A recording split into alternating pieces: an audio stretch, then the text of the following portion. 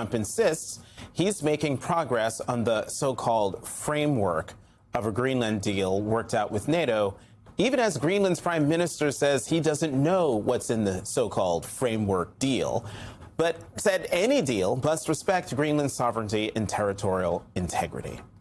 Joining us now, Adrian Elrod, former senior advisor and senior spokesperson for the Harris campaign, Elise Labott, host of Cosmopolitics on Substack, and Isaac Stanley Becker, staff writer at The Atlantic. Thank you all very much for coming to the weekend. Isaac, you had a piece in The Atlantic on Thursday, a headline, Trump casually denigrates NATO's war dead. And you write, the United States invoked Article 5, the Mutual Defense Clause of NATO's founding charter, the day after the September 11th attacks. It remains the only time in NATO's 80-year history that the obligation of common defense has been activated. All 28 members of the alliance at the time sent soldiers to Afghanistan. Many never return. We played the sound from the British Prime Minister, righteous indignation at the words of the president. And what struck all of us, Eugene, Jackie, and I, about this is that we can't remember a time a British Prime Minister directly assailed the words of a president of the United States. Does this represent a break in the what is it called? The special relationship. I think the degree of anger really can't be overstated. I'm just got back from a stretch in Copenhagen, and one of the things I was doing when I was there was speaking to veterans who served in Iraq and Afghanistan, as well as the families of Danish soldiers who died in the American-led war. And the degree of feeling of betrayal and bewilderment just runs so deep at this moment. These NATO countries sent soldiers to fight and bleed and die alongside American soldiers. And I think that the Europeans just simply cannot understand why the American president speaks this way, speaks in a way that is so insulting and so detached from the reality of what unfolded in the Middle East. He has denigrated the service members of this country. So I don't know why anyone thought that he wouldn't go after theirs at some point. And it's not just the leader of the UK, right? It is also other leaders around the world who are realizing, wait, we can't trust the United States. We cannot depend on the United States in the same way that we used to. I'm going to play some sound from Mark Carney, the Prime Minister of Canada. This was at Davos, where he said, we are in the midst of a rupture. Let's play that.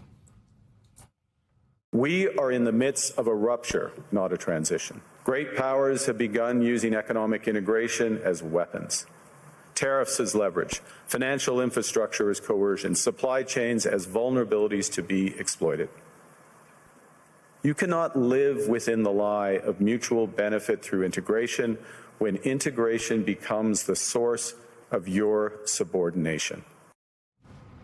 Elise, it feels to me that they are all come to a conclusion that there is a vacuum of who is the leader of the free world in the way that we used to think about it. That's right. And also, I think what stunned everyone's used to his erraticness, his unpredictability. But I think what it showed was such a fundamental lack of understanding, right? Not only particularly of NATO in Afghanistan and what the allies did, but also of Greenland and what Denmark brings to the table, and just a fundamental lack of understanding of what alliances mean, and then, just of world history. Yeah. And so I think this has been a long time coming. Mark Carney's speech really, I think, encapsulated what he did is he compared him to Vladimir Putin and Xi Jinping when he's talking about subordination or coercion. He didn't use their names, and I think this kind of short-term gain for getting what the president wanted. And in the end of the day, there looks like there's going to be some kind of deal on Greenland. One could argue that that was what he was going for all along, just did it so badly. But the loss of the trust and the credibility. And isn't it ironic that tiny Greenland is what is getting the Europeans and Canada and other allies to say the United States is no longer a reliable partner. And it's going to take a long time for Europe to try and have its own defenses, and it's never going to be fully dependent of the United States. But I think that era of the transatlantic alliance, even after President Trump, we're not going to get back to. And he's pushing people closer to countries like China, Canada. Look, has a new trading relationship. 100%. The EU just made a deal with South American countries. The EU is talking to India. Canada's talking to China. Everybody is just like, that moral leadership of the United States, that the so-called rules-based international order that kept everybody together. Anything goes now, and it's all kind of transactional. It's all about short-term gain, and we're going to do what's good for us. Well, and I want to say on the political ramifications of what Trump did to secure this alleged deal, Adrian. I mean, the New York Times reported on some of what we know about the deal. We don't know the full contours of it because it is a framework of a future deal, but amongst what has been secured. Coming in 2 weeks. Sounds like a familiar line. Heard that one before.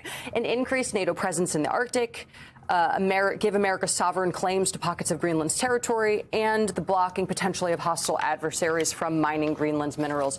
I mean, these are all things, and Isaac, you actually wrote about this, that Trump arguably could have secured without alienating our dearest allies. So is there a political upside to this? I mean, why would he go about it this way? Well, look, it's hard for me to really predict what Trump is, how he approaches that he takes. I mean, I'm not in his head, and I don't work for him, and I don't think a lot of his strategies make a lot of sense. But what I will say is I don't necessarily buy the argument that that was the whole plan all along, because I don't think that he is attuned enough to foreign policy and strategic enough to exactly. I don't think he's strategic enough to be able to go down this road with, some sort of compromise strategy at the end of the day. I don't think that is what. I think it's like more of he goes maximalist in order to get some short-term small gain and doesn't care about the China that he brings along. No, I think that he does that. I think that he invokes that strategy on some things, but I don't think when it came to Greenland, I think ultimately with Greenland, he wanted to acquire it. I think he wanted it under the jurisdiction of the United States. I think he wanted his family to benefit from some of the minerals and some of the assets that Greenland possesses. I think that was ultimately his goal. Yeah. To quote Jada Smith, that part. Yeah. Isaac, can you talk a little bit about some of the reporting that you have on how they landed here and whether it was an accident? Yeah, I don't think there was three-dimensional chess here. I think that there was a desire on the president's part for a range of reasons to acquire this island, and planning at the NSC going back early last year about how to do this through, getting independence in Greenland, through basically purchasing the allegiance of people in Greenland, a whole range of methods. And then it got ratcheted up and ratcheted up and ratcheted up through the end of last year and early this year. And then there was this kind of extraordinary moment of the potential onset of a trade war, and I think the president was spooked by what was happening in the markets, and the Secretary General of NATO, Mark Rutte, essentially gave him an off-ramp and said, here's that you can declare victory and put this behind you. And I think the president took that. So there was a kind of canny effort on Europe's part to both apply pressure and really hit back at some of the threats, while also using these kind of Trump whisperers, Rutte among them, to talk nice with him and allow him to save face in this, extremely hazardous moment.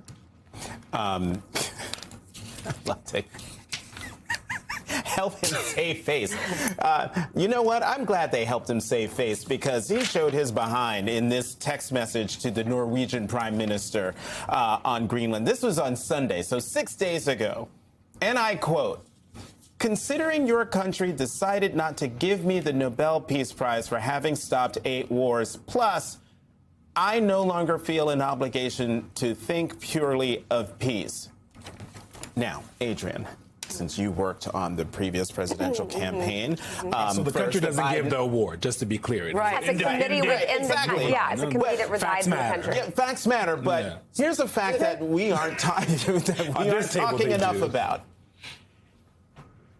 Why are we not talking about this man's mental acuity? The country, the media spent a lot of time raking President Joe Biden over the coals I can't. because he mixed up the names of the president of Egypt and Mexico in a press conference once. Yep. Once. Yep. This guy confuses Greenland and Iceland 4 times in one sentence, and now we've got this message that he's all pissed off he didn't get the Peace Prize. And Yeah. so, gee, I don't care about peace, and I'm going to snatch Greenland. No wonder Mark Rutte, the one who said, daddy's home, Yep. he's fixated on that. No wonder he felt the need to help this guy save face. Look, End of rant. I completely, and I love Caroline Levitt trying to clean this up a little bit. She was like, "Oh no, it's an land icy of country, ice. land of ice." I mean, you cannot make this stuff up. I mean, look, I think that we are talking about his mental acuity. I think that there has been a lot of conversation about concerns, especially over the last few months, of Trump's capabilities and his ability to govern, which does not seem to be existing. But this is what Trump does. He creates so much chaos and, is able to shift the news cycle in a way that nobody else has ever been able to do, to the fact that there's so much going on that his mental acuity might be like topic 8 as opposed to topic 1. He's been doing this since day one. Those Please, world thank you. leaders, And so will I, by the way. Those So will I. world leaders in the room, I spoke to a lot of diplomats after that speech, and they're like, what is going on? This is the leader of the free world. And I'll say, Dick Cheney, I don't know if you saw Dick Cheney's cardiologist, and I think he had street cred because he worked for Dick Cheney, was saying there's a mental fitness issue, and we should talk about the 25th Amendment. I mean, that's, this cabinet is never going to happen. never gonna But do what it. I'm saying is, like, it's starting to, Percolate. and for world leaders, they've been saying this for a while. And it's a combination of lack of understanding of world affairs, no filter, and then saying and doing, releasing a text by a world leader, posting it on social media. Crazy. It's a lack You of can't make understanding, it but it up. also seems like he doesn't want to understand, right? Right. That is a very interesting, different aspect to it. Let's actually play. he's nuts. Let's play. Nate, you are going to get us in trouble. Let's go ahead and play Trump confusing Iceland before we go to break, just so people can hear it. I'm helping NATO, and I've until the last few days when I told them about Iceland, they loved me. They called me daddy, right, last time. They're not there for us on Iceland, that I can tell you. I mean, our stock market took the first dip yesterday because of Iceland. So Iceland's already cost us a lot of money.